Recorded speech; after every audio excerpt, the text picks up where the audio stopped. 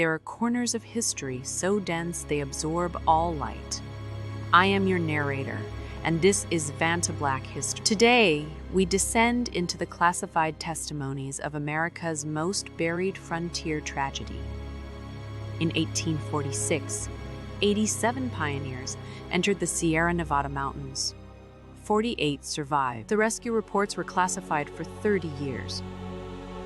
The Donner Party has become America's most notorious tale of frontier cannibalism. But the official accounts omit crucial evidence about what drove these families to their fate and who knew the risks before they departed. The rescue reports were classified. Not the tragedy itself. Everyone knew about the cannibalism. The detailed military documents describing the rescue operations were sealed by the War Department until 1876.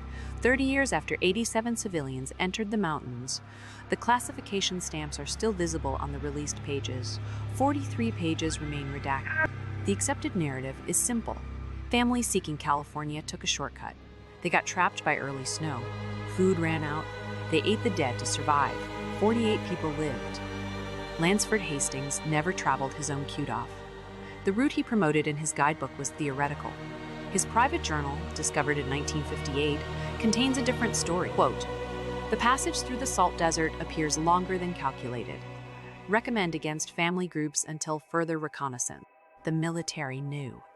Fort Bridger maintained detailed reports on trail conditions. The commanding officer, James Bridger, wrote to Washington in July 1846, "Hastings' route not suitable for wagons. Recommend against civilian use until proper survey complete." The War Department received this report 3 weeks before the Donner families reached Fort Bridger. No warnings were issued. This was not isolated.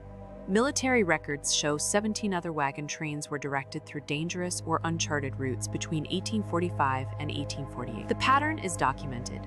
Civilian expeditions served as advance reconnaissance for military territorial planning. The casualties were acceptable losses for westward expansion. The Donner Party was part of a systematic use of civilian lives for territorial intelligence gathering. The pieces connect. The Donner Party was expendable reconnaissance. The government needed Sierra Nevada intelligence for railroad planning. Civilian casualties provided strategic data without military risk. The cannibalism was not survival horror. It was the calculated cost of American territorial expansion. The rescue reports were classified because they documented institutional murder disguised as pioneer tragedy. Manifest destiny required human sacrifice.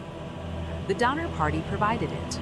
Here is what actually happened. The United States government used civilian wagon trains as expendable reconnaissance for territorial development.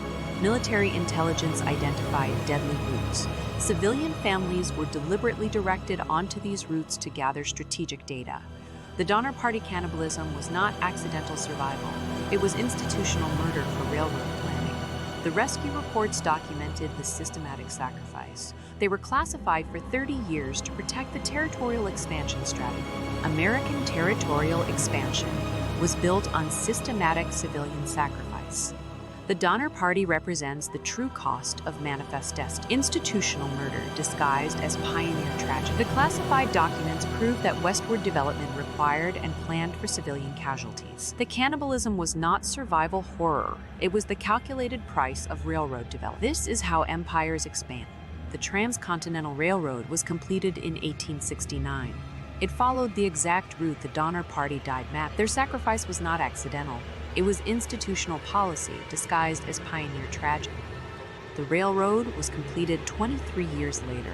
It followed the exact route the Donner Party died trying to pioneer.